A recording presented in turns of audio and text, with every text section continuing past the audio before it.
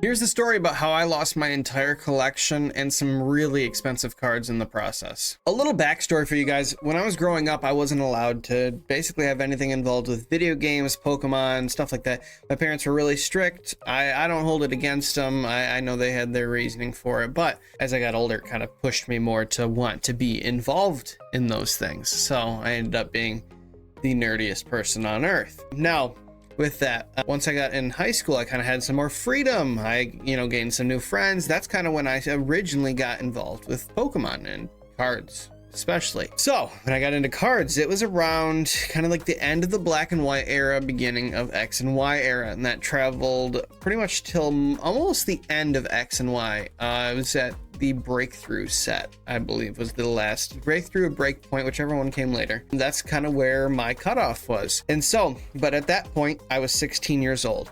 As a 16-year-old, you have one really big priority in life, and that is a car.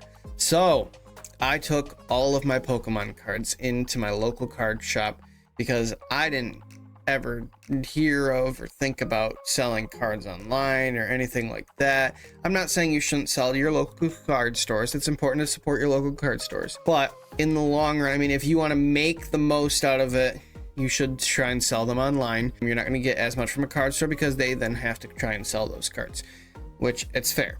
But I sold everything I had for about $300. Now that included, I had a lot of mega Pokemon. I had the very expensive Mega Charizards. I had Mega Mewtwo's, Mega Rayquazas, whatever you want to say. I mean, you name it. Stuff all the way back to black and white. I mean, I'm watching these videos of people opening black and white of some booster boxes that go for thousands of dollars now. And like, for example, just like some commons that I used to have, I'll throw it up on screen right here, I know are going for some insane amounts of just like some reverse hollows from the old black and white sets.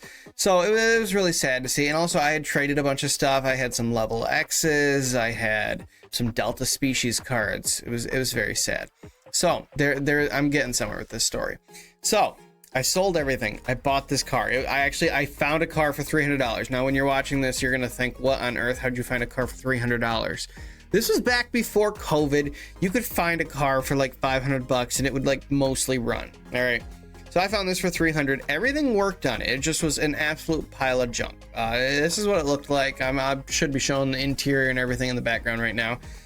This isn't my exact car, but this is the same model, same color and everything that I had. I drove it home and the next day went to go start that car up. Did not start. Could not get it to start. Had multiple mechanics over to look at this car. They could not figure out what on earth was wrong with the car and why it wouldn't start. So I ended up scrapping it.